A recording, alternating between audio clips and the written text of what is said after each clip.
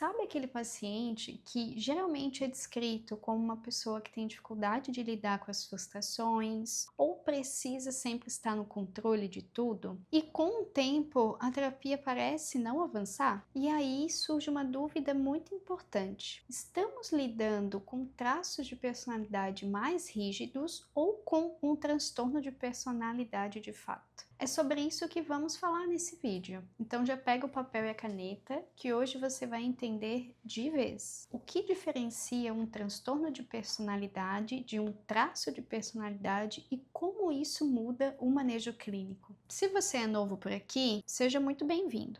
Meu nome é Andressa Juliana, sou psicóloga e atuo com foco em transtornos de personalidade. E aqui no canal o objetivo é esse: traduzir temas técnicos da psicologia para a prática clínica. Então, se esse é um tema que te interessa, já se inscreve no canal e ativa o sininho para não perder nenhum vídeo. Antes de começarmos, é importante entender que, obviamente, todas as pessoas possuem traços de personalidade. Afinal de contas, personalidade se refere a um conjunto relativamente estável de padrões de comportamento, emoções e pensamentos que caracterizam uma pessoa. E esses padrões são o que nós chamamos de traços. Traços de personalidade são considerados dimensões contínuas, ou seja, eles variam em grau e cada pessoa pode apresentar diferentes níveis de um tipo de traço. Esses traços são a base da estrutura da personalidade. Aqui no canal eu já fiz um vídeo se aprofundando um pouco mais em transtornos de personalidade. Então, se você quer se aprofundar um pouco nesse tema, vale a pena assistir aquele vídeo. Aqui eu vou trazer um pouquinho de maneira breve para a gente entender a diferença. Transtornos de personalidade são padrões inflexíveis, duradouros e que causam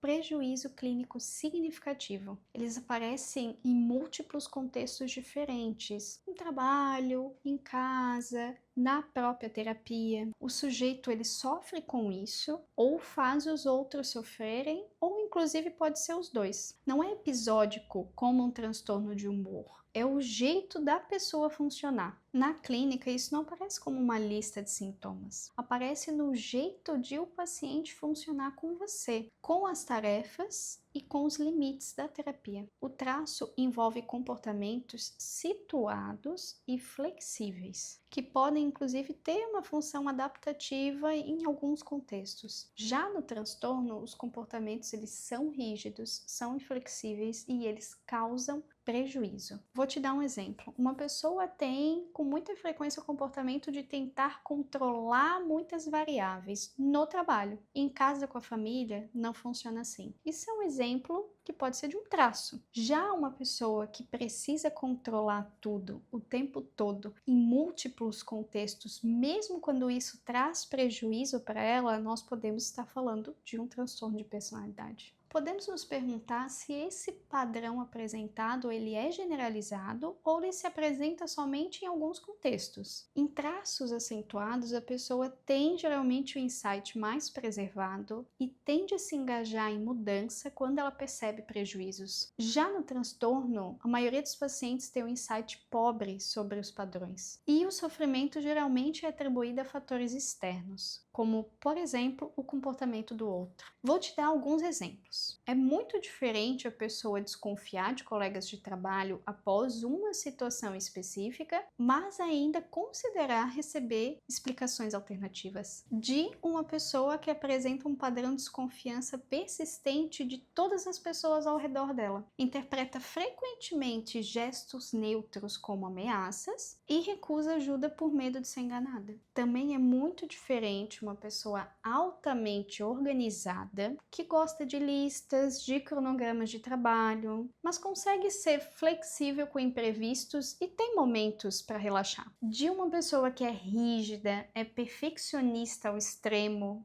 insiste que tudo deve ser feito à sua maneira, perde prazos por revisar excessivamente detalhes que são pouco importantes e tem prejuízos nas relações por conta da sua inflexibilidade. E o que muda nas intervenções quando identificamos que são traços ou de fato um transtorno? Possivelmente vai mudar a escolha da abordagem a ser utilizada, o tempo de tratamento, o alinhamento das expectativas do paciente, o foco na aliança terapêutica, entre outras intervenções que são esperadas em um transtorno de personalidade. Não se esqueça que nós estamos avaliando durante todo o tratamento e sempre é possível identificar padrões a partir de novos relatos do paciente. Você pode usar ferramentas como escalas, entrevistas estruturadas e, inclusive, buscar supervisão especializada quando percebe que o tratamento chega a uma estagnação. Entender como funcionam esses padrões e o que diferencia um traço de um transtorno pode mudar completamente a tua visão sobre o caso e, consequentemente, sobre o tratamento. Se esse conteúdo fez sentido para você, já compartilha com os teus colegas, curte o vídeo e comenta aqui se você quer que eu aprofunde um pouco mais nesse tema ou sobre algum transtorno específico.